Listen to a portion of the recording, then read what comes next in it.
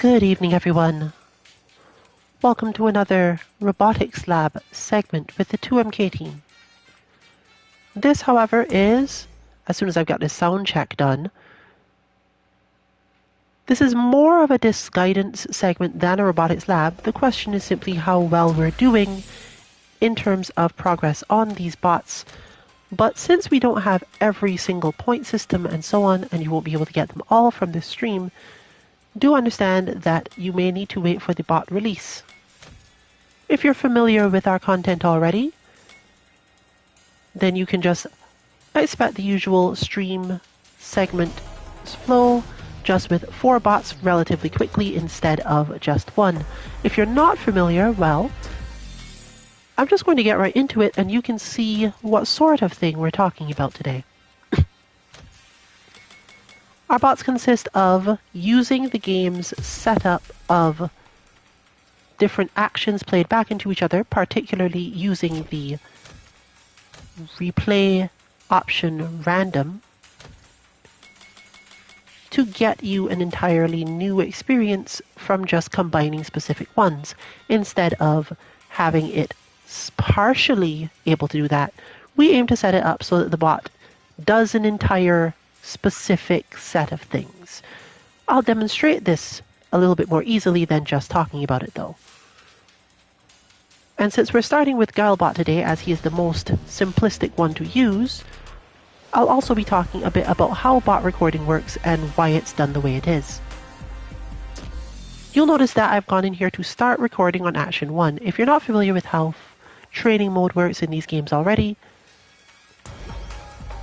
in the upper left corner of the screen, it tells us that we are preparing to record in slot 1, and as soon as I press a button, due to this on input setting, it will begin. In Street Fighter V, if you are familiar or use our bots there, on input means attack button input, not directions.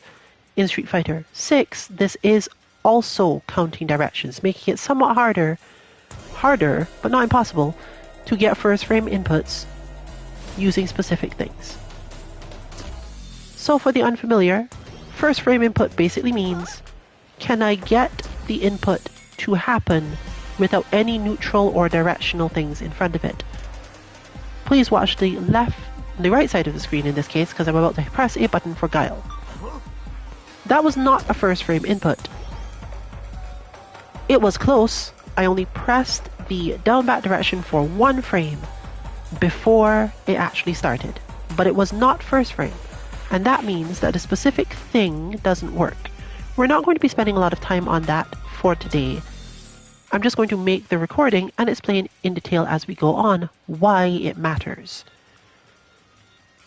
The recording for Guile's Action 1 is to throw, holding down back, press down back medium punch, delay for a short time, and then end the recording.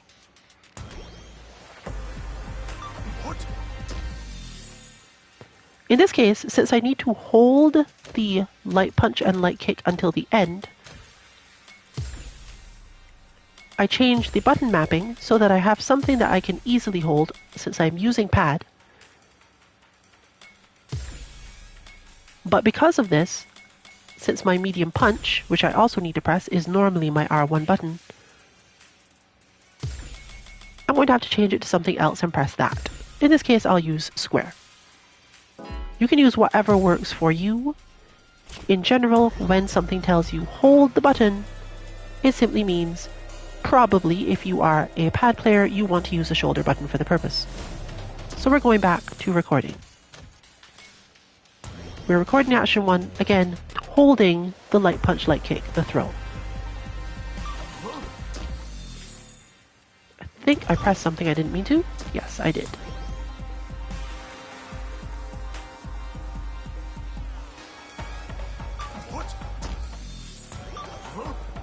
This sort of thing can take a little bit of effort, especially if you're not used to it, because these aren't combos. These are things you have to get your mind to do differently than they normally do. And in certain cases, the length of time you spend doing it, especially for charge characters, is very important.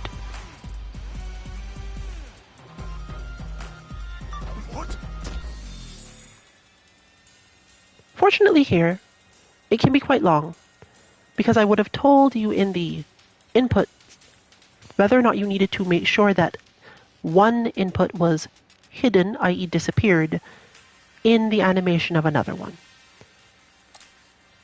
A demonstration then of just a basic replay. The game allows you to use the random selection rate to change how often you want it to replay when you have more inputs, but we don't actually care about that today. We're just putting in one input and letting it run. We're leaving the repeat on, and we're leaving the replay info display on, and just starting the recording. You can use a shortcut button for this if you want, but for now, you can see because I didn't get it first frame that Guile stands for very short periods in here. Again, I'm not going to fix this now. There will be some explanations on our website, 2-mk.org, and these will need to be updated slightly for Street Fighter 6 because of the different behavior I mentioned a little bit ago.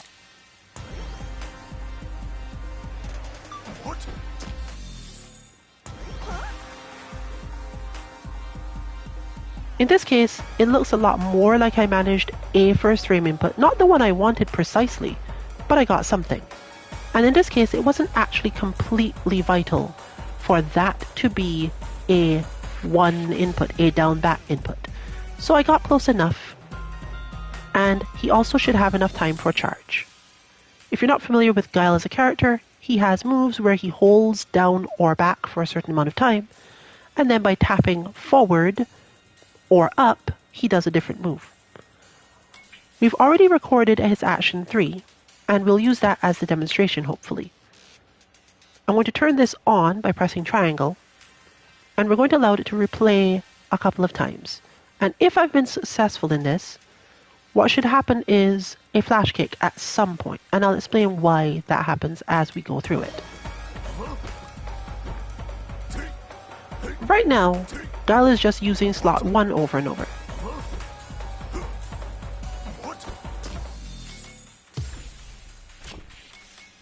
So we're going to record here on his slot 3 instead the other half of a flash kick. If you are looking again on the right side of the screen, you can see a throw input, and it looks like the game actually kept my first frame back out of the input itself somehow. We should be thankful for that. Something has gone differently than we've seen before, and I'm thankful for it now because this means that technically the game understands it as a perfect thing. Guile is hitting down, back, and throw, but I'll replay it now to make a point, now that I've realized it's done that.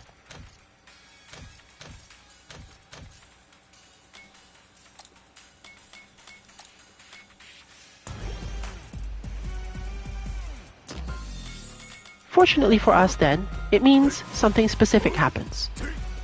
If you hold a button for the entirety of an input, the game just considers it as though you never pressed the button again. So while it's showing you this constant throw input, what's really happening, and this displays differently in Street Fighter 6 than it does in Street Fighter 5 for those of you who are familiar from the past, it's showing you that as if I'm pressing throw over and over, but really the game is considering it that I'm holding the button. And the result of that is that Guile just keeps on pressing the medium punch. The medium punch is being pressed and released, and therefore it is treated as him pressing medium punch repeatedly, but he's not pressing throw repeatedly, he's just holding it. This helps us now because I can record in his action 3 a medium kick, like that. In this case, I must go back and change the buttons again, but the idea will be that we have a kick that Guile uses as the other half of the input in the way we want it to go. So let's use my standard medium kick button. And the third input is 9 medium kick, i.e. a forward jump medium kick, and a half or quarter circle back, just one. We were testing before with something else, so you may see it differently, but for now, that's all we're doing.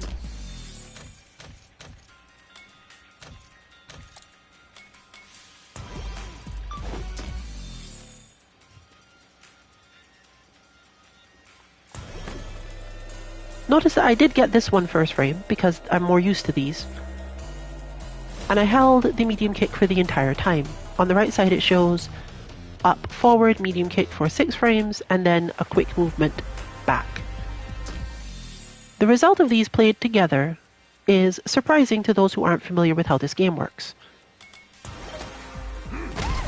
Gal is now going to flash kick. Gal flash kicks because the first input is providing the down charge, and then at some point, because of the randomization, the second input plays right after the first, and he does up, forward, and kick, which is sufficient for Guile to do a flash kick.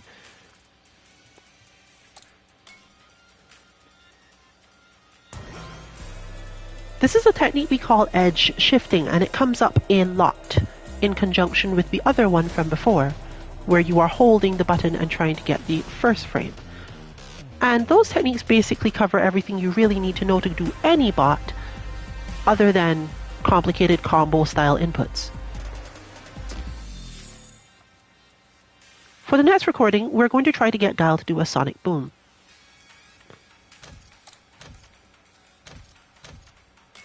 And once again, I probably want to change the buttons for this because it's a little bit easier this way.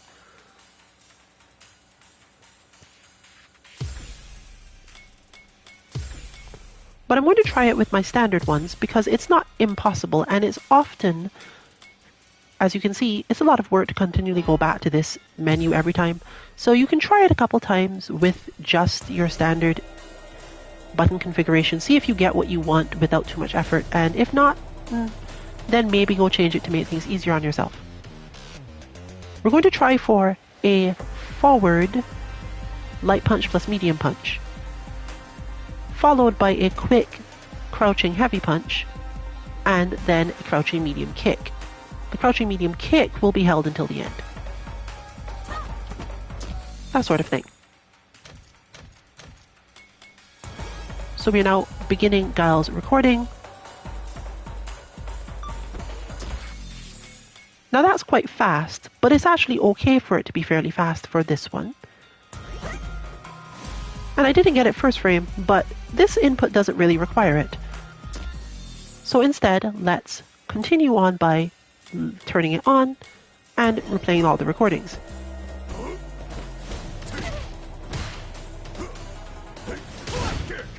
So he has the flash kick now.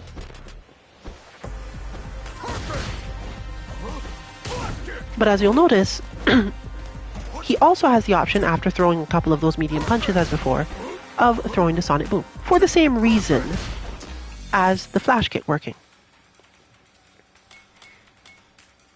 The rest of the inputs in there, often you don't actually need to understand in total why a certain input is the way it is, beyond what I've mentioned already. You need to understand what edge shifts are and why sometimes you have to hold buttons. And I'll try to give as much information as I can about these things in the action data you get on our website or in a tweet, so that you don't have to think too hard about what exactly it was I was trying to get you to do. These also have normally recorded versions with entirely clear options. I'm being slightly sarcastic there because it depends a lot on how the game itself takes certain inputs.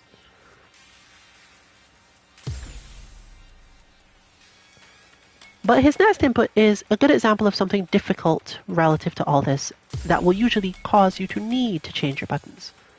Guile's next input is back heavy punch plus heavy kick, but it requires you to hold the heavy kick. In this case, therefore, I'm going to change my heavy kick to the button I feel most comfortable holding, and I'm going to leave my heavy punch as what it was. Since I want to hit these together, but I only want to actually keep one of them. Another good option, depending on other requirements, is to set this button. And just make sure it's set to the thing you don't have to hold. just so that when you do a specific thing, it doesn't take too many tries. And if I get it wrong, you'll see quickly why you would want to do this. But I'm going to try it this way first. Again, it's a relatively simple input. I am just going to hit back heavy punch plus heavy kick, hold the heavy kick, and do a relatively large quarter circle, right in this case half circle forward. And if you want him to jump, you also add up. But better to show than tell. So.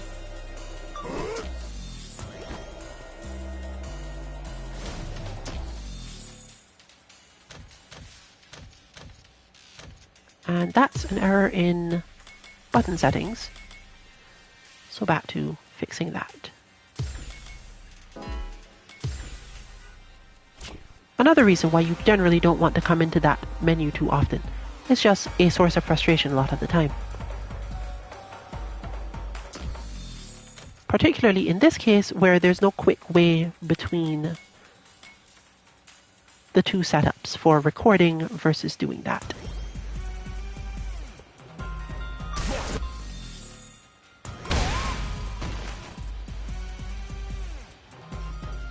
And here you see the explanation coming in perfectly.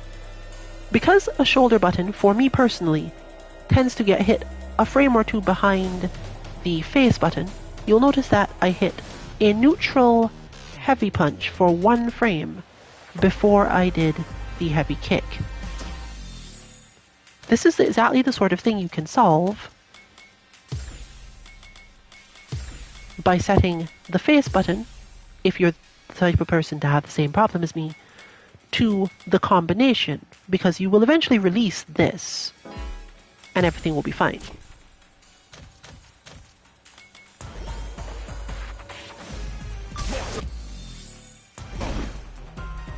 Now you can see that we're using the neutral 99 frames there as the solution.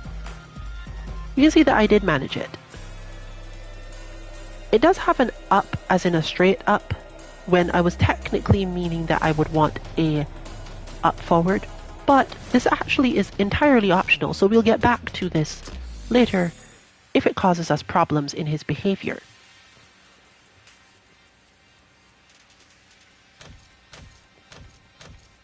And then of course I end up going back into the settings yet again for resetting to everything that I'm used to.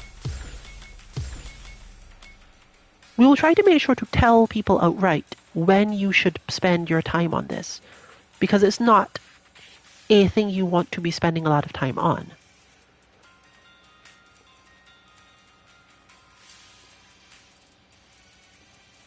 So we're moving on to the next input.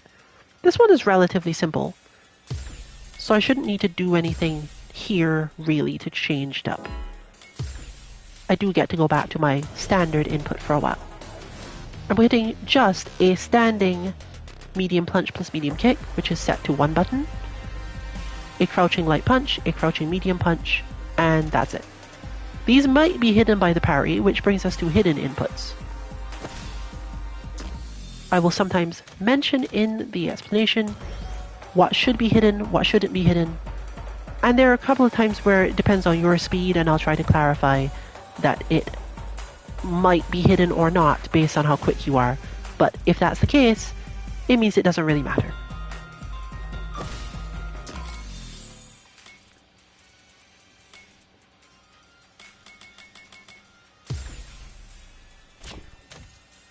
In that case, I actually overdid it. I held something that I didn't need to hold.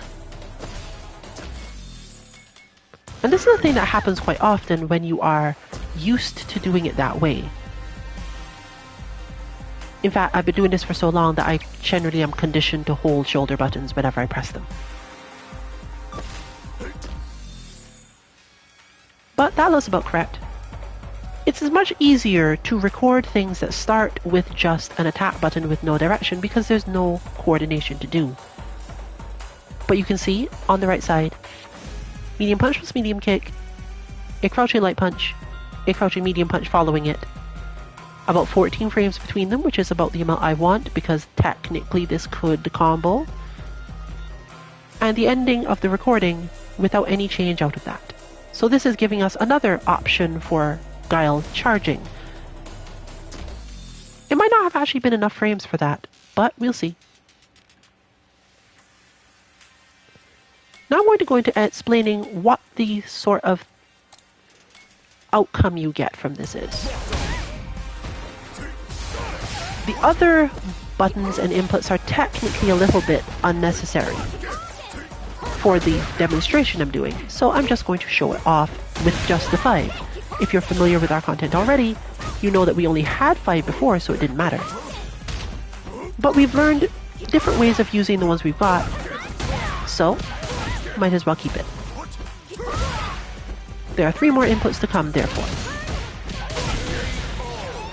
You can already see that just combining these things gives you the concept of a Guile that isn't really a player, but you're not really trying to get a player. What you want is a bot to practice against. Learn to punish this thing, learn to avoid that thing, and you therefore want the opponent, in this case, to repeat it. You could easily achieve this just by having them do the same move over and over, but that isn't quite a good enough simulation of actually fighting someone who is, for example, good or aggressive at least. Or at minimum, let's go with someone who at least varies what they're trying to do. We want a Guile that is variable, but only variable within the parameters that we set, and that is the point of these bots. I want a Guile that won't anti-air me every time I jump at him, because I want him to fail the anti-air sometimes so I can simulate that and learn to punish it. In such ways as that. Each bot has its own specific purpose within our flows, and it will tell you on the page, this is the reason the bot was created, this is what you use it to train. It isn't usually just to fight the character. There's some specific skill you can build up by doing so. In Guile's case, it's actually to learn to do certain of your cooler combos. He's basically the new bootcamp basic character for the game. Within our bots, anyway. So we want him to flash kick often enough to have it wrong so that you can hit him.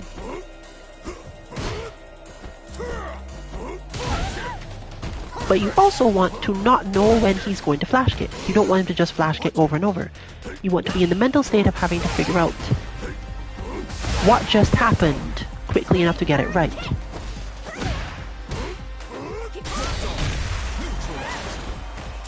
And this generally means that a bot will, around 40% of the time, counter what it is that you do. And another set of the time, let you actually get to practice the other parts of your stuff, where your offense is working. Or your spacing is correct, and therefore they're not managing to be very effective.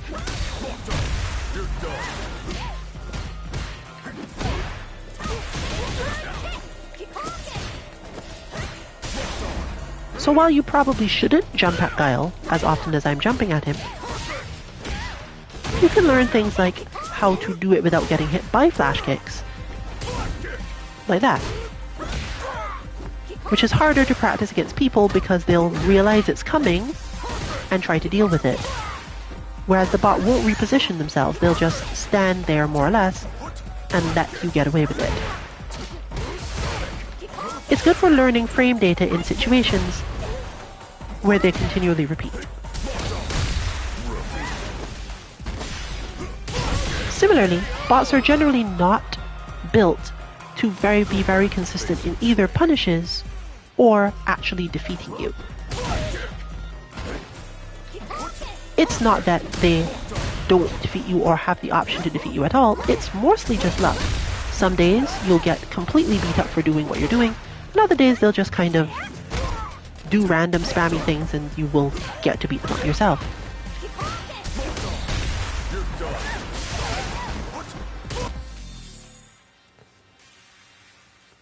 That basically covers the bot theory aspect of this for those who are not familiar, and for all the people who were just waiting for Guilebot inputs, let's finish this out. The rest of the bots have already been almost entirely entered, and we won't be going through any of that anymore on the stream. So we're going to more directly work on and talk about the reasons for the bots that we have and the ones that we're likely to be releasing within the next few days. Moving on, therefore, to Guilebot's Action 6. His Action 6 is also a thing I can record without needing to change my buttons. A forward medium kick, a bit of a dash, light punch, and 2 back medium punches.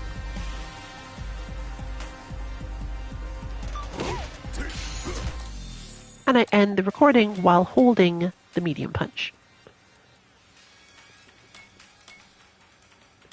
This is again to stop certain things, but it's not easy to understand what those sorts of inputs are for unless I explained it. And so therefore I'll give one of those explanations now. Let's look at Action 2, I believe.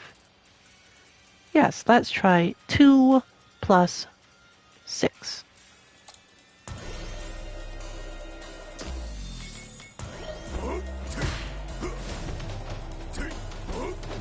Notice that Guile does a light punch somewhere in here after those 2 medium punches.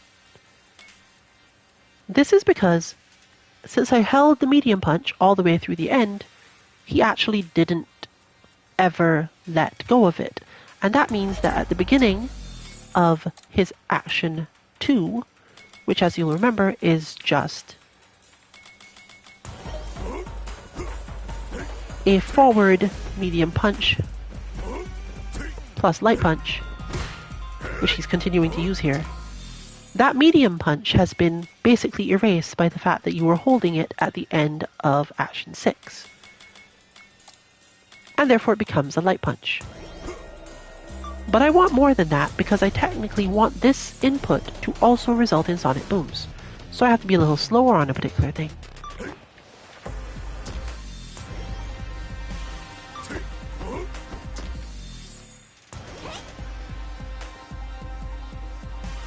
Was that enough? It looks like it was probably enough. So you'll notice here that there was quite a lot of holding of the back direction. It should now be enough from the timing I've gotten to give us a light sonic boom, I think. It might work out, it might not. Here we are. I chose Guile partially because he's the basic character and partially because it's good to have in a demonstration of why charge characters can be particularly tricky in this. You have to know their charge timing sometimes. Usually the disc guidance itself will show you this, and that's partially a benefit we get from this. You can just look at the numbers now and know, okay, well, this takes this long, so mine's too short, and that's why it's not doing what it's supposed to be doing.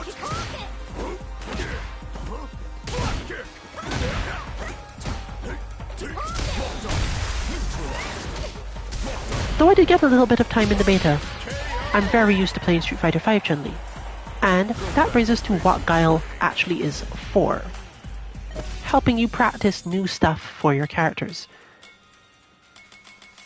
If you're the type who likes to lab combos, it may still be worth your time to try to enter this, simply because he'll be a character to punish that makes you focus on something other than the punishes. Once you feel you've got the combo down, still try to use this. So on to Action 7.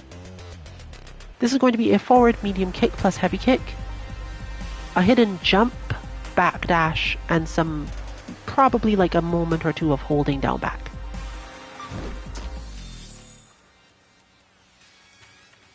What did I actually get though? Forward, heavy plus medium kick, 2 frames of up forward. I got the dash, I got a down. It's probably okay. It's okay enough for the purpose. And we will also try to make it clear when that is true, when you don't have to be too precise about what exactly the input is, and the bot will still work for the purpose you want it to. And for the final, we come to the problem of how exactly you input the drive rush cancel in Street Fighter. There are two ways to do Street Fighter 6's drive rush cancel. The standard way, given to you by the game, is hold medium punch plus medium kick and then input a dash. The other way is to input the dash and plink the medium punch plus medium kick. Note that it does not mean dash and then press it. No matter how quickly you do that, you're always going to end up with a little bit of problem. It is more so that you are hitting forward once, forward plus medium kick once.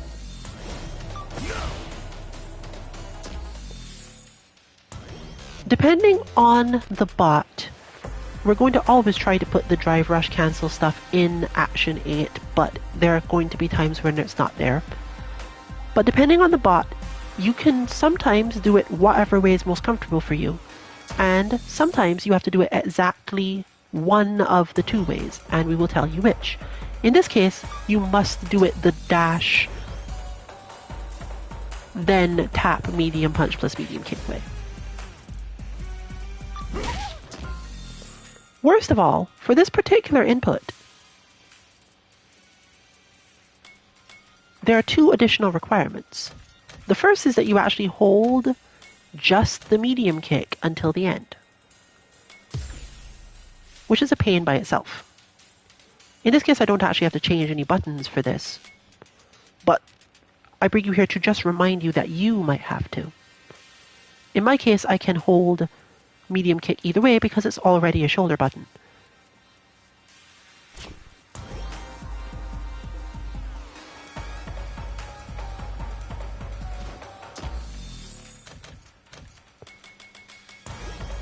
But I'm really asking something quite difficult here because, first of all, it's supposed to start with a forward heavy punch, but this move doesn't actually drive rush cancel at all, so the requirement is quite difficult. You are doing a drive rush cancel input without being able to actually drive rush cancel to know if it worked, and still holding a button on top of all that.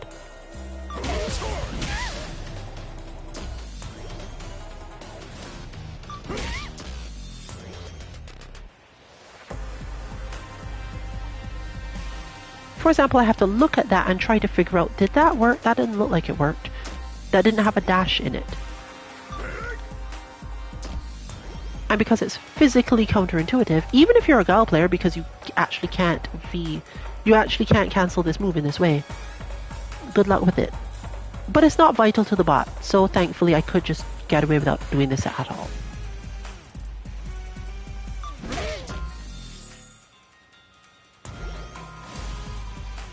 That looks almost right,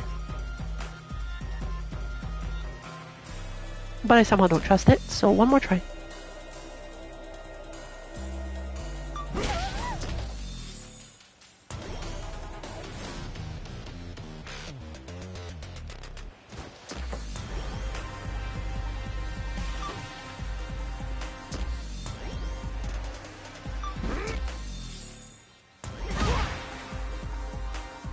That was fairly close to correct.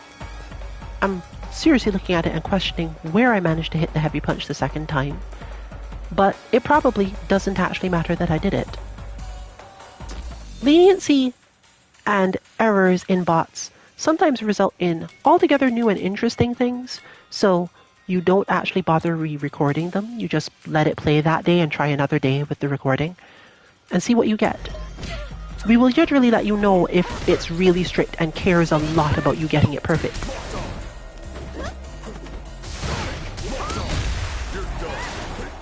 But now we go into the basic aspect of what I'm trying to do here. As I said, I've done very little practice with Chun-Li, other than the beta. And our bots work with you counting points in your own head as to whether or not you did what you were trying to do. My goal here, therefore, is to deal with Guile when he does that, specifically to counter his drive impact in some way, probably with my own, to help me work on the reactions for that, punishing his flash kick when he does it, and parrying his sonic boom. Also anti-airing, which is going to be more difficult because of all of the other things that he's doing. For example, if he had the jump forward correct, instead of that neutral jump, I would have to care about it more.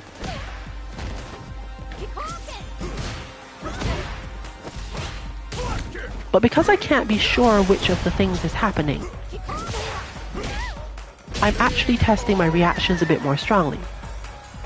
I'm not testing whether or not I can do a move in reaction to something. I'm testing the move specific in a bunch of other things happening. So right here, I end up waiting for him to jump, then he doesn't jump, and I end up not anti-airing, because he doesn't have to jump. He could get much closer, for example. What I want, on Chun-Li at least, is that when he jumps, I am ready in some way. Either to do stand medium kick if he's relatively far, to do air throw if he's not, or even to do crouch heavy punch depending on the spacing. Or even that. I have lots of options, but the thing I'm trying to get out of the bot is something that won't just jump, and in this case does a good job of not jumping that often at all. But also might just flash kick me, block, force my mind to immediately switch to, oh, I need to do this punish instead. Or he might do that. He might just drive impact suddenly while I'm thinking about something else altogether. He also has overhead, which at least for my character is somewhat stressful.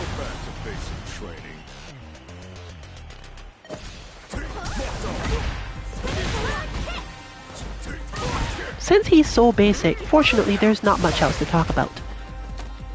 The inputs, as shown, will be available on our website 2-mk.org, on our new Guile bot page for Street Fighter 6's Guile, as well as the explanation of the point system. Basically, in my case, I'm going to give myself 1 point mentally every time I do any of the things on the list. Punish the flash kick properly, anti-air the jump, counter the drive impact, probably with my own, or parry a sonic boom. And he does therefore have some tells, but the purpose of a bot is to not have a given specific tell. You can see him, for example, do the medium punch twice, the back medium punch twice, and you know this means he has enough charge. He could throw a sonic boom, but you don't know that he will throw a sonic boom. At best, you know that he won't do a flash kick. So, I get to work on the fact that she has new combos, for example, for punishing flash kick.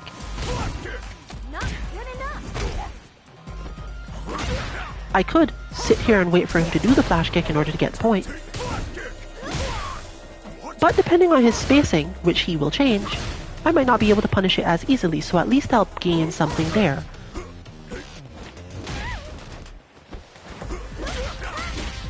Don't be too surprised if yours doesn't look this clean. Again, I'm very used to doing this by comparison to most people who would even have a reason to input the Guile version. But if you are relatively good at these games already, but also fairly familiar with our content, this is the bot you can use to get you started. To just, I don't have my character's combos yet, but if I sit doing just combos, I won't necessarily be able to do the combos perfectly under pressure. Here's a little pressure for you. Things Guilebot does not do, and will be covered by other characters. He's better at footsies now as a character in specific ways, particularly ways that suit this game, but he's still not a footsies character.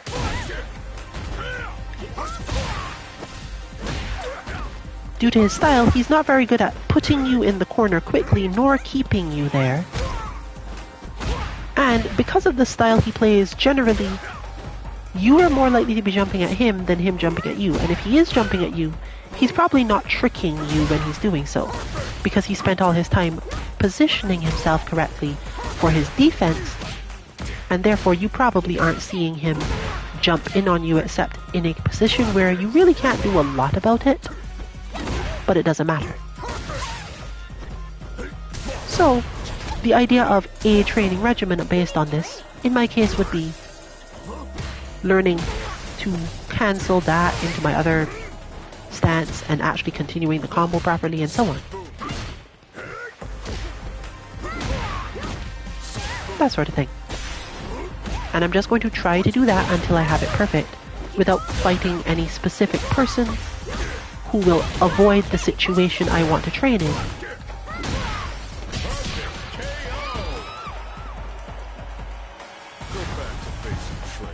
And otherwise aim to frustrate me in some way based on that. As you can see, Guile is not necessarily going to punish me for every mistake. He will just remind me that I could be punished. And that's usually enough to remind a person that they're not there yet.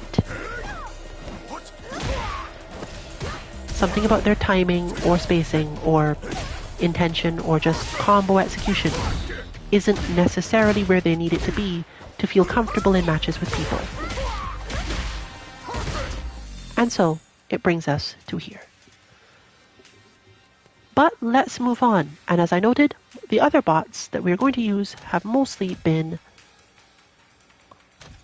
recorded already.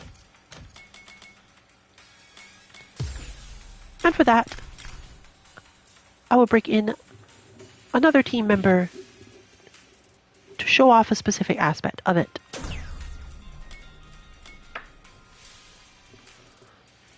We're going to have a change to our Ken bot. And for various reasons, I'm not going to spend a lot of time explaining Ken bot's inputs. I may do this for Ryu or Jamie. But Ken bot's inputs are both simple and not particularly the sort of thing that needs the same sort of explanations that Guile does. There are no charge moves to worry about. And for the most part, he doesn't have complex timings for things.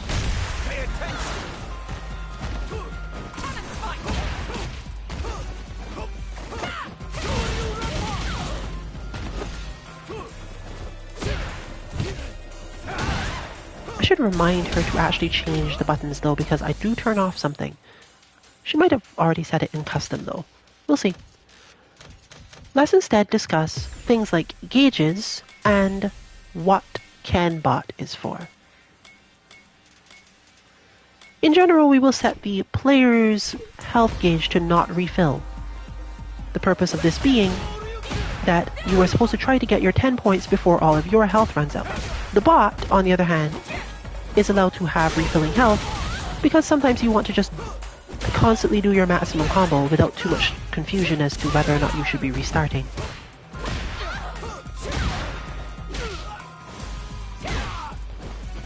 Ken bot, therefore, is all about, once you have been cornered by him, and this is usually a thing that will happen, making sure that you have sufficient defense in the corner to not get defeated.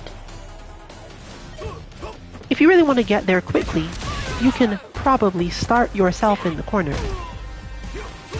But most of the time, it also helps to have some experience in mid-range, so it's fine. Ken is good at pushing you backward, punishing you for things, and slowly getting you to the other side of the screen. One of the main things you probably don't want to do if you're fighting Ken bot and aiming to learn something is you shouldn't really go for your side switches too much, except once you're already at the corner. In fact, this is usually part of a point system. If your character has a side switch that could get you out of the corner, it's important to do it. Ken will jump, but we have reduced it so that he doesn't jump too often. He spends most of his time trying to prevent you from getting away from him in the corner. He'll stand there and basically guard the position in various ways. But because it's a bot, again, he will only actually counter you, like, outright, about 40 to 50% of the time. course, since it's important to have big punishes for certain situations, you'll still get the standard Ken did a big uppercut thing and you should punish it really hard.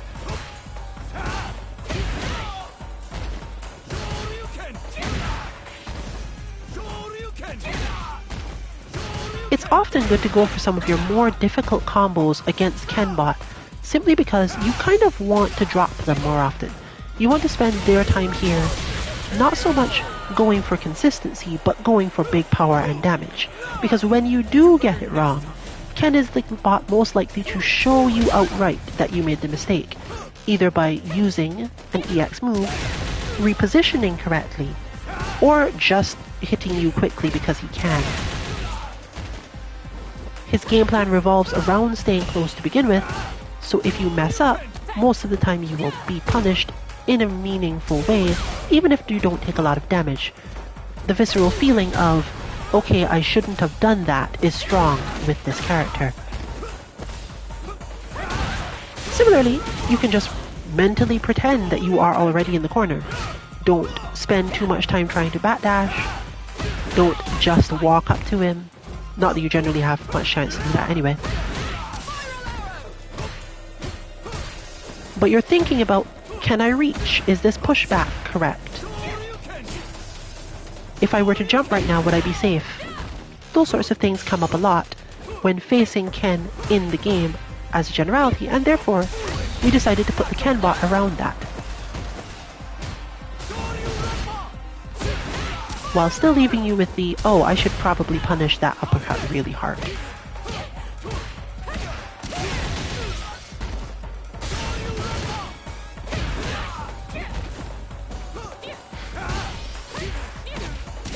You'll notice that the inputs on the right side of the screen basically go by so quickly that me trying to explain them to you from here without actually going in and spending all the time is relatively difficult. But that's the whole point of bots.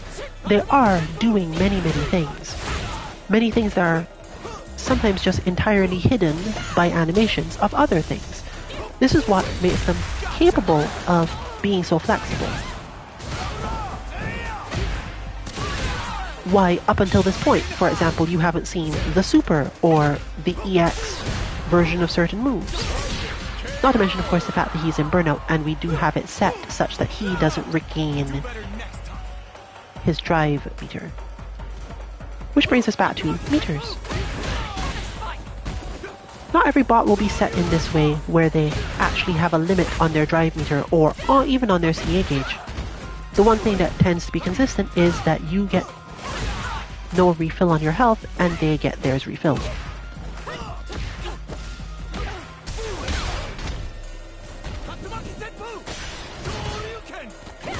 Fortunately, Ken is also intended to burn himself out when you are just getting used to it. He becomes considerably more dangerous, but also more aggressive and more likely to rush in on you in the corner and make some mistake that leaves him open when he has drive meter consistently. So in this case, we have a character who is explicitly, for the purposes of the bot, meant to burn through his drive meter. But you can see he still has things like his drive rush. When he happens to not be in burnout state, there is stuff he can do.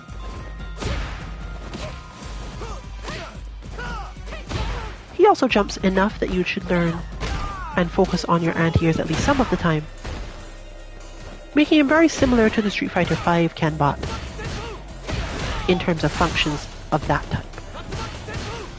So overall, you're still going with the relatively simplistic, let's go through his moves, learn to punish this, learn to punish that, learn to space ourselves correctly. But with the higher focus being around understanding yourself in the corner.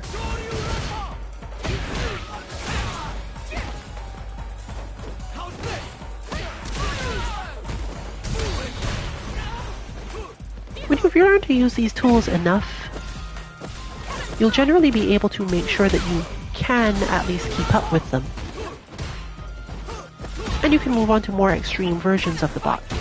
If this looks too easy, to you in the sense that you could, for example, wait for him to do enough uppercuts and just punish them. Particularly because this bot therefore doesn't throw a lot, unlike our old Ken bot, who used to throw all of the time.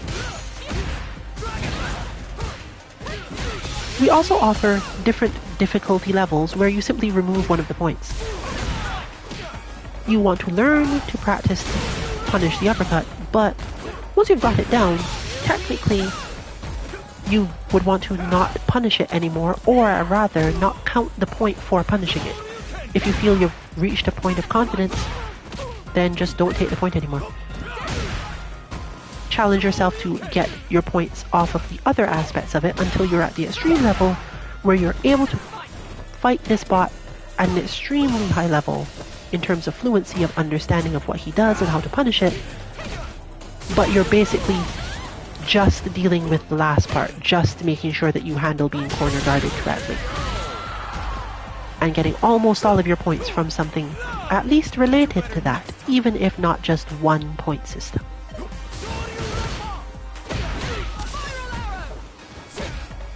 Plus, even the best of us will occasionally drop a combo unless we're training pro levels every day. And if you're training pro levels every day, well, you're just going to get more bots as we go.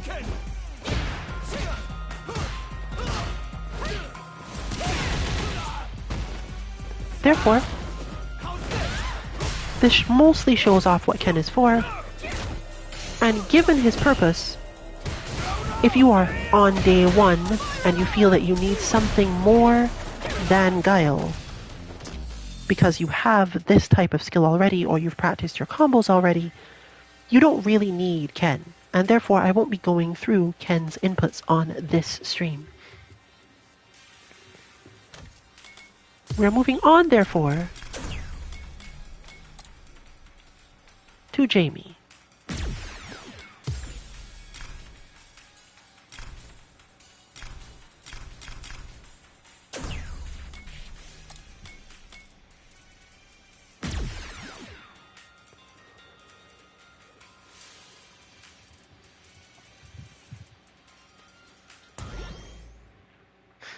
I will briefly go through Jamie Bot's inputs. Thankfully, they are incredibly easy to understand, not necessarily to input. And that's why we've chosen that we're not showing this off on Jamie at the moment. Notice that his slot 6 is empty. That is the one thing I will be showing off. When showing off this, I can simply turn the repeat replay off and play them one at a time. Jamie's action 1 is there to give him a jump. Jamie's a very jump-heavy bot, so he jumps. You barely tap up forward for a moment, then back to basically back dash and down to give him the start of the drink. And as you know from the previously mentioned things in Guilebot, having that there means I can put the ender that will allow him to drink somewhere else. So from the numpad notation side, 9, 4, 4, 2, 2, end. If you can't do this fast enough because either you're using stick and aren't that dexterous or just aren't that quick with your thumbs, the 4-4 part, the bat dash, is actually optional. So you can just jump and tap down, and that be it. If you realize that you did it too fast, try the bat dash again. His action 2 is also simple. You dash, do a crouch heavy punch, but the crouch heavy punch is hidden in the dash. In general, no matter how many times I play this starting from the normal space, Jamie will never actually do the crouch heavy punch. The dash animation is eating it up. Therefore, he just hits his standing medium punch after that. You can hold that or not, and how long you hold it influences certain things, and it shifts it. We'll be discussing a little of that as we go on because I did record all of this before stream really quickly, and I'll use it as a springboard to talk about what happens when things are meant to be faster or meant to be slower and need specification. His action 3 is a little more complicated. Down forward, heavy kick plus light kick. Then a forward medium kick, which is again hidden, it does not animate. And then a down backward medium kick.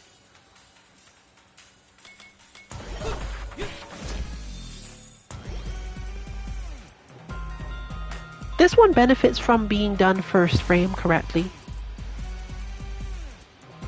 So this is pretty well input compared to what you might find yourself doing. It doesn't have to be like perfect on all of these frames. And fortunately for Jamie, it doesn't matter if the down forward heavy kick, light kick is first frame. The thing that matters is that they're together. And plinking is a thing. If you're not familiar with that, it'll be on the website as well. Input 4 is a standing heavy punch with a drive rush cancel. And in this case, the drive rush cancel, I think I did it the other way. Yes.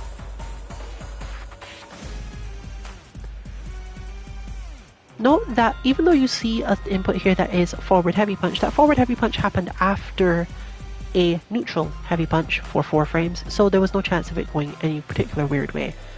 I think I confirmed at the time that this did actually drive rush cancel, and I held the heavy punch until almost the end, but I'm reasonably sure that I released it. It does not matter if you hold it or not. The next input is a short press of forward, then a crouching medium kick. You hold the medium kick and do a quarter circle forward.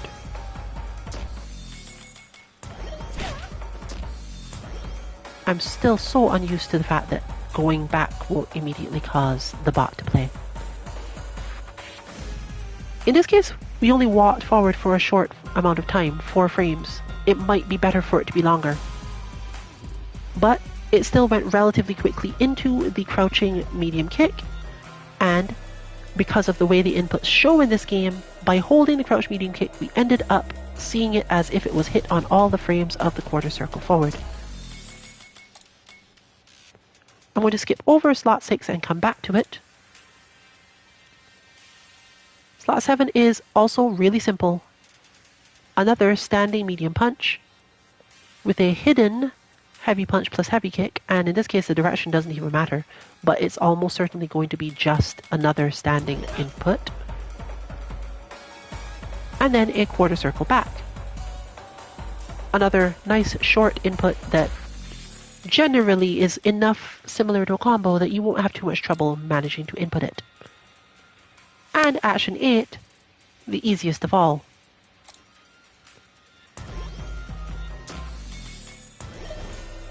There are no button inputs in this at all. It's just a forward jump into a half circle back.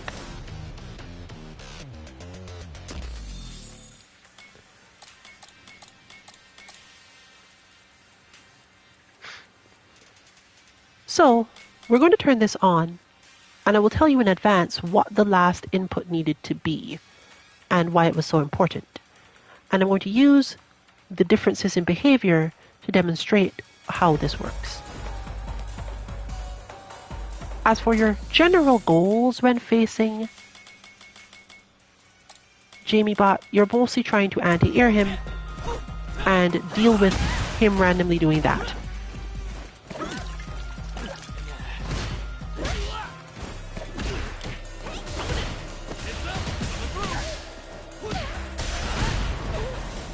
He is meant to be aggressive. He is meant to constantly make your life miserable. And because of this, you might actually want to give him his drive gauge set to something else. In this case, we have standard, fixed, and refill. We're going to set refill. But you can also change how long it takes before the refill actually starts, which can be helpful.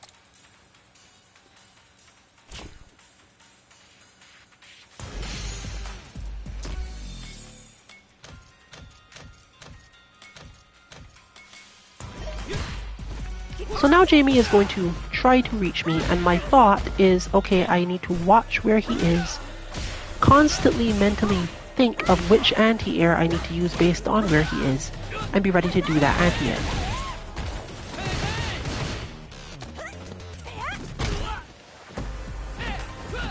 He is tricky enough with it that I can't assume that I could, for example, do air throw, because if he were just jumping just now, that would have worked, but he has enough drinks in him for his dive kick to work.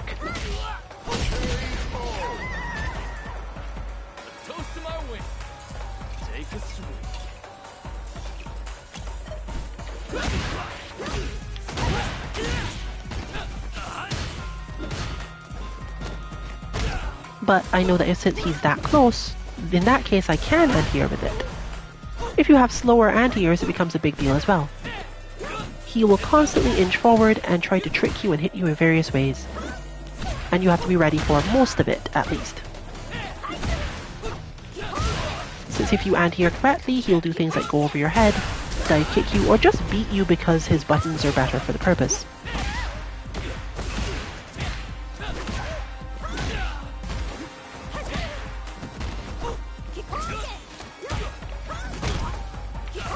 This sort of thing can help you build up experience with things like having done a move, but then realizing that you still have enough time to anti-air, or that your opponent is going to miss, and therefore you should just hit throw immediately.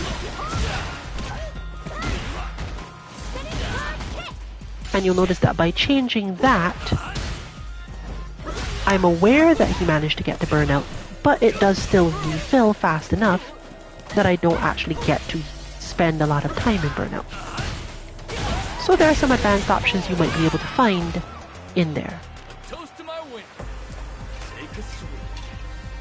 But this Jamie has a problem. Because you can just block those things. He has an overhead, but you could learn to block that too. For the most part, if you learn to block the overhead, and deal with the drive impact, which is part of the system, points that is, you can just stay like this for a while. It gives you a good idea of how long it takes your drive bar to run out if you just defend against the character. And you can work on another aspect of it with punishing, or in some other way punishing, him actually going for the drink.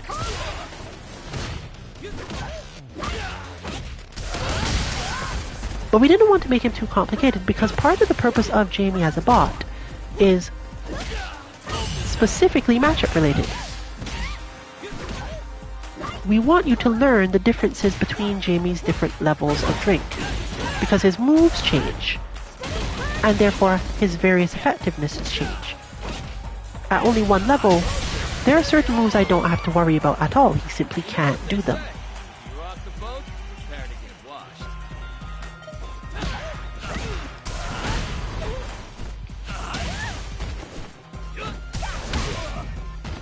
You'll also notice that he's actually a fairly difficult character to drive impact combo. Or maybe that's just me, but I don't think so. He will often be off the ground or in some specific stage of his animation where you landing the drive impact is a little bit more difficult.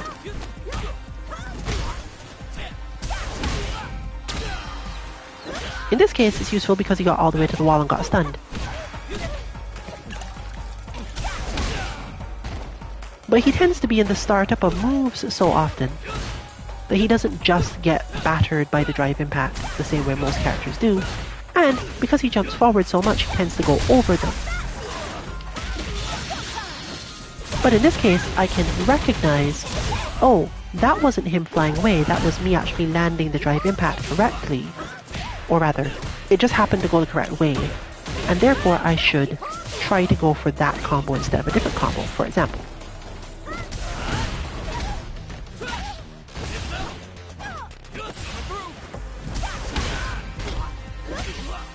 And the differences between wall splat situations and not wall splat situations. Depending on which inputs you give Jamie, he will be able to drink more often, or finish combos in ways that lead to drinking more often. There are also some other variations of this bot that you will probably see.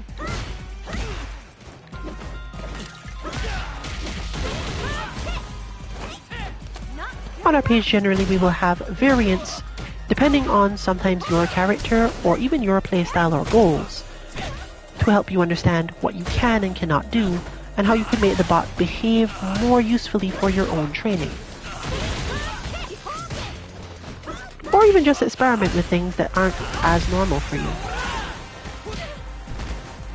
This is usually done by having shifts in inputs that are relatively easy to do, but can be done differently easily.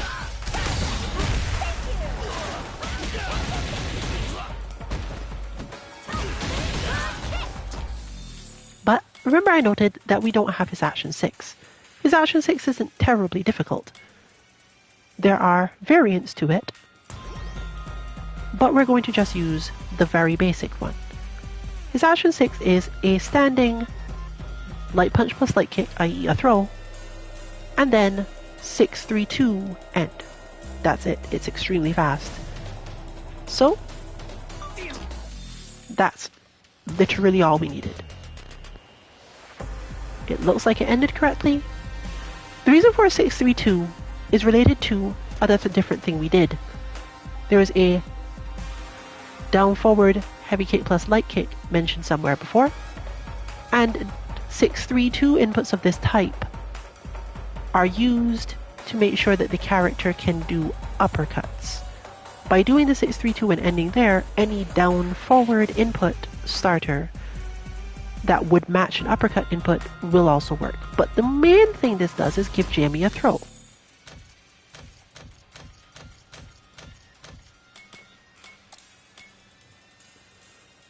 And of course, change the random selection rate of everything else he can do by a tiny margin. Now, depending on your style, this may matter a lot or not at all. But you'll notice that for some reason, it also results in Jamie's shift somewhere such that he drinks more. In fact, he'll just keep drinking all his way up to full power. And to be perfectly honest, we don't always know why these things happen. We just do a lot of work to figure out what is causing it. If we can find it, good. If we don't, we just pass it on to you, the quote-unquote consumer, as is, with whatever explanation we can manage to give you. But that's the case here. Jamie now is empowered because I gave him a throw, and his entire rhythm changes. It can just be the amount of time, it can be certain other moves being absorbed or hidden, it can be that the move is actually interacting in a way that you couldn't necessarily expect. You were trying to do A and ended up with B and B was better. Just understand we can't always tell you why an input exists at all. Not because we didn't have an intention when we made it, but that it didn't end up doing the intended thing, and yet somehow was still critical.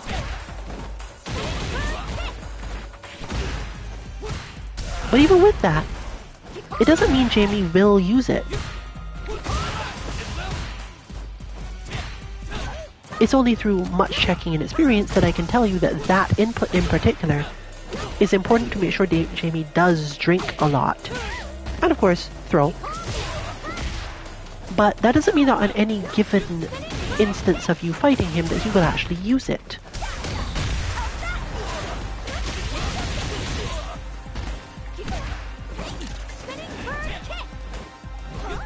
I think that's fine unless it actually boots me out. I will accept communication errors right now. And I think that dive kick was probably a good demonstration of what we're talking about. He can't do the dive kick until he's had at least one level of drink. So when I see him do that, my mind has to switch to, okay, now I have to do different anti-airs, or I have to be more concerned about his drive meter, I have to be more concerned about my health, and so on. But we're going to switch back in one more time. First, I'm going to show off what Ryubot's inputs are briefly. And then we will switch in once again, to show off Ryu actually doing his thing, and then end the stream. This probably will be a 90-minute stream. I should say that, but we're already all the way up here. Still fine. It's so odd to not have Ryu in literally the first slot of any character select screen. But that is what we call a new generation.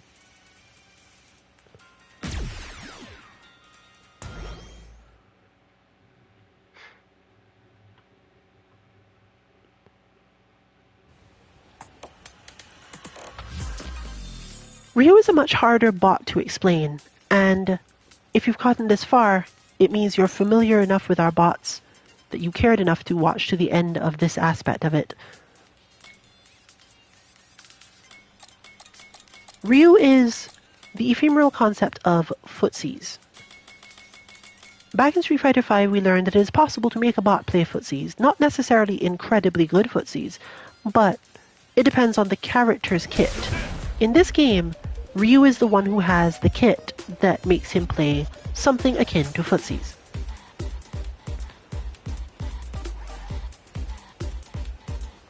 When you see this on the page, the inputs may be moved around.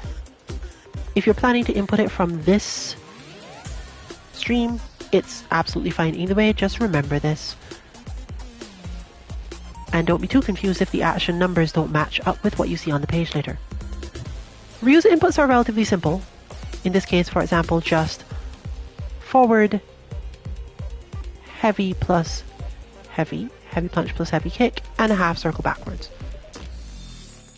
There's no holding the button there. It's quite short, just 21 frames. And therefore, on to action 2. This one is, in fact, a standing heavy punch. You're holding the heavy punch the whole time, though.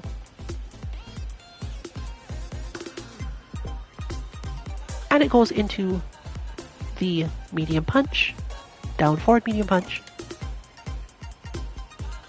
and then just ends. You hold the heavy punch the entire time, and that's it.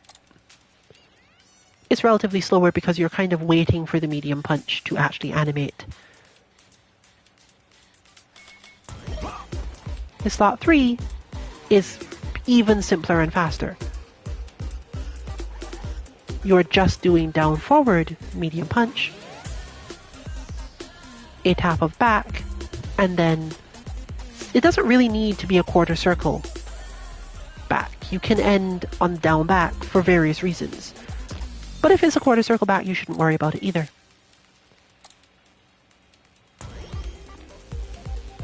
In slot 4 is a light kick, medium kick plus heavy kick, and then basically a dash slash cancel of that type.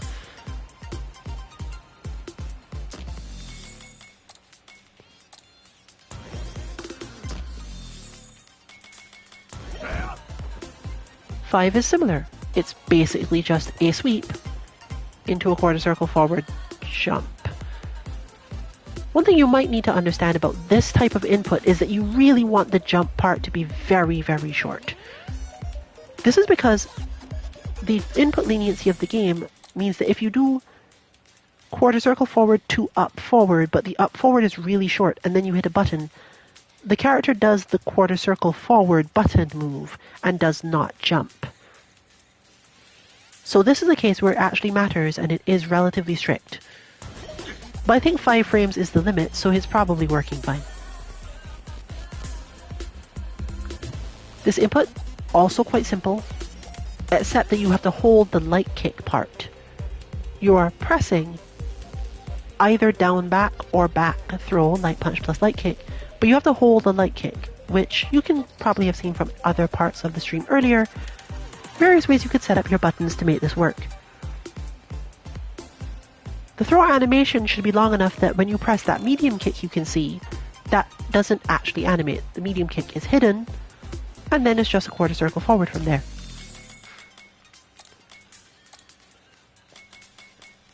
If this is confusing, do not worry at all. This is exactly what it feels like to deal with a complex bot made out of multiple parts. It's not always clear what the purpose of any given input is. In fact, I think this is the first one we've gotten to, his slot 7, where you got to see anything that even looked remotely like a move. And even that was very simple. He just does a standing medium kick, a quarter circle back, heavy punch plus light punch.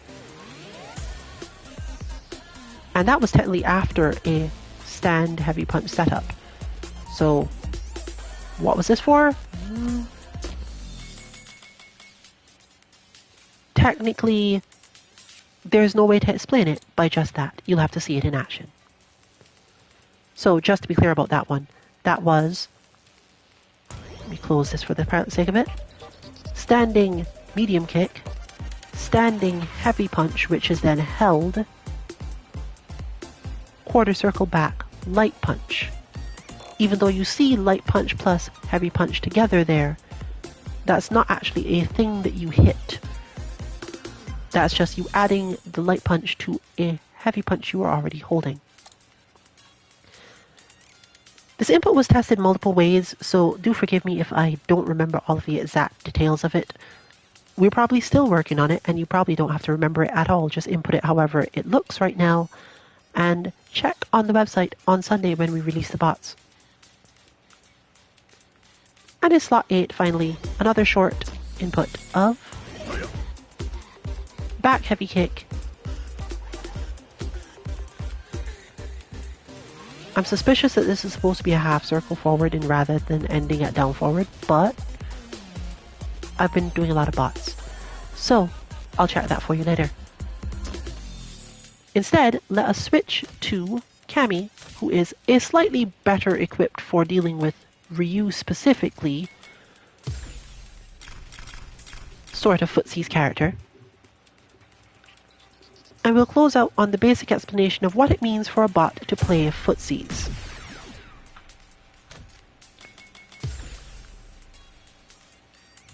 We're also not going to go too much into what we will call the point system, because once you've gotten to the level of Ryu, this is about understanding the game.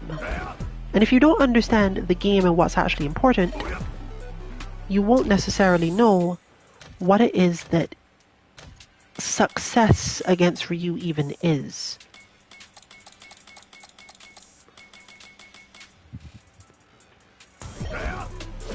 Because he's actually fairly easy to stop, to beat. Compared to the others, he's just going to do a few things. And the only thing you'll understand is that you can do more than you could against them, and probably beat him up quite badly if you really just do that. You have to be at the level of understanding what threat Ryu players and Ryu as a character generally pose to your character specifically, and then give the bot the benefit of the doubt. Assume that if you jump in the wrong place you will be anti-aired. Assume that if you hit the wrong button in a specific place you will be punished fairly heavily. And then do your best to avoid those situations and see what else he does to bother you. This is one of the largest requirements of a Footsie's bot, which is why we don't generally treat them as particularly simple. The bot is simple to fight, and often simple to input because they don't generally do a lot of special moves. Or at least when they do, their special moves aren't so complicated that we have to set up conditions after them or branching trees or similar. What we want is that they stand there and hit a couple normals, and that their timing, the timings at which they choose to do things, are timings that would be problematic to anyone who was trying to fight the character in the standard way. So you absolutely could just jump in on him, rush in on him, cause him general misery, but at the same time, he's the opposite of Ken. He's not just uppercutting randomly in neutral, is he? He can, he occasionally will, but he's more so, let's say, encoded to do it only under a specific condition, where you have put him in a specific state, or maybe on his wake up. Just by manipulating the timing, we can cause him to do it that way. For example, if you were really into the bot being difficult, it's possible to improve the timing of his jump attack so that the jump attack actually hits you. To remind you, oh yes, I am actually in danger, I could die here. But for beginners, or sometimes even just for people who don't want to work that hard that day, you don't actually need the bot to land the jump. You just want him to jump effectively enough that you recognize that if he did land the jump properly, you wouldn't have anti-aired it. If the jump itself surprised you, that's sufficient.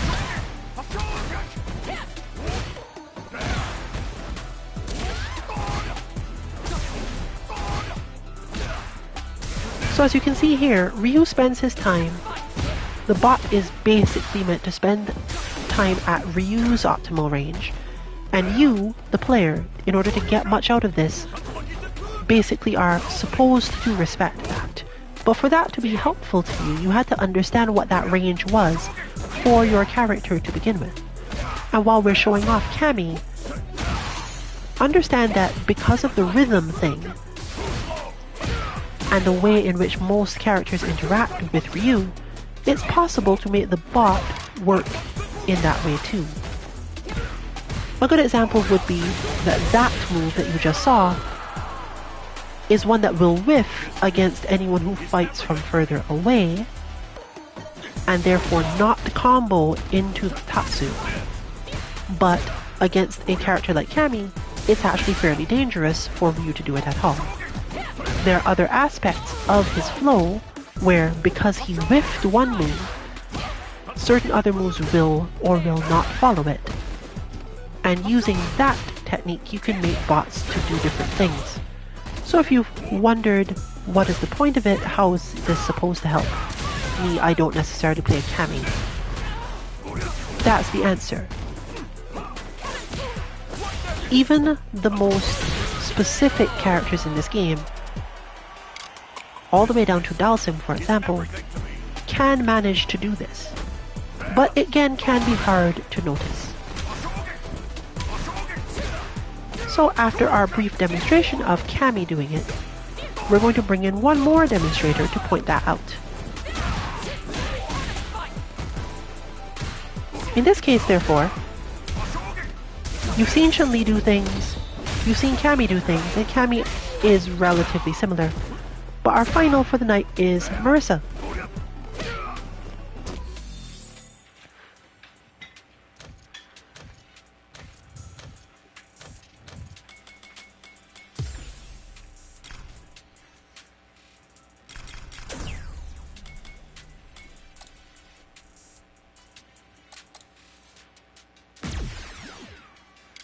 I should check whether or not these buttons are correct before we continue too far.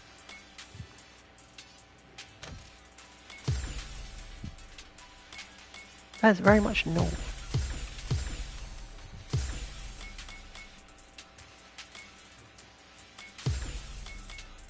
But I believe that makes them correct now.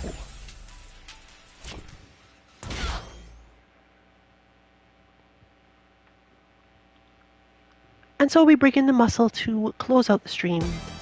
Again, this mostly acts as the disc guidance segment for these characters, hence the name. But we may end up having some in future to go into more detail. Fortunately, introductory characters, introductory bots, don't often require this. So the first thing you'll notice here is that Marissa stands at a very slightly different spacing than Cammy. A spacing at which when Ryu jumps, he tends to go landing in front of her instead of going over her head. He also ends up closer when they do interact for various reasons related to that, and therefore tends to do more moves that are related to that. This changes his rhythm so that he blocks slightly more. But he still does many of the same things that he can be punished for in the same spaces. Because he's still trying to play the Ryu style of doing specific things to a character that needs to be caught. But whereas you basically would never see him hit the medium kick against Kami, because the medium kick is the first input of one of his actions, you may see it more against Marisa purely because Marisa hits Ryu at different timings. And while this doesn't end up being perfect for every character in the game, fortunately, Ryu himself as a character is so flexible that it tends to come up and work in the correct way anyway.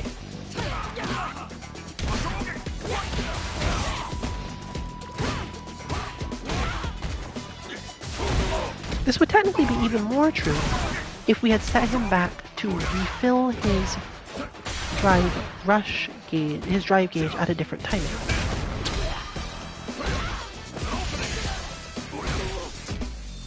But overall, simply because he tends to interact with things differently, we'll change it to standard to show it off.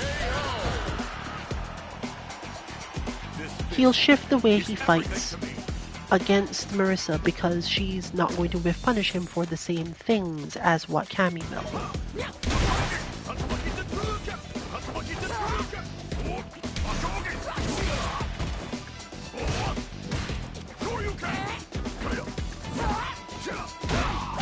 Which brings us to the last new feature, which I will talk about but not necessarily show in any way, of Street Fighter 6, the ability to change the frequency of any given input to complement the functions of bots for when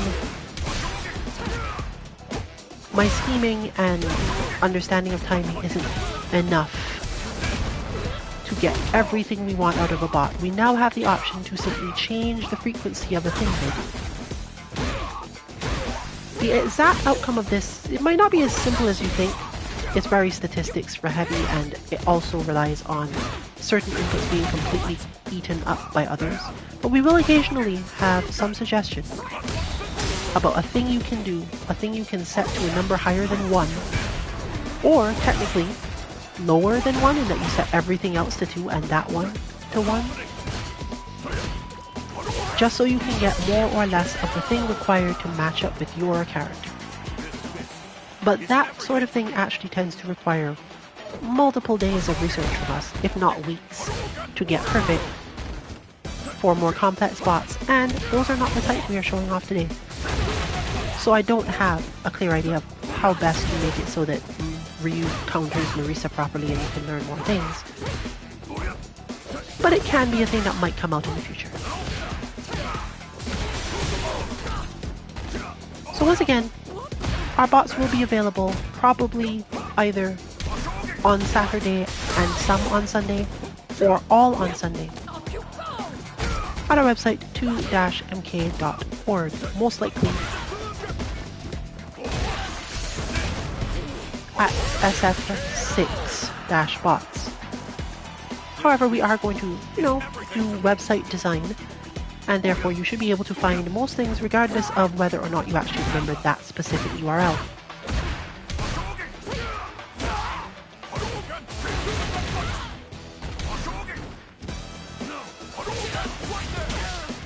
For veterans of the 2MK bot scene, we hope that we are able to help you going forward into Street Fighter 6 as well.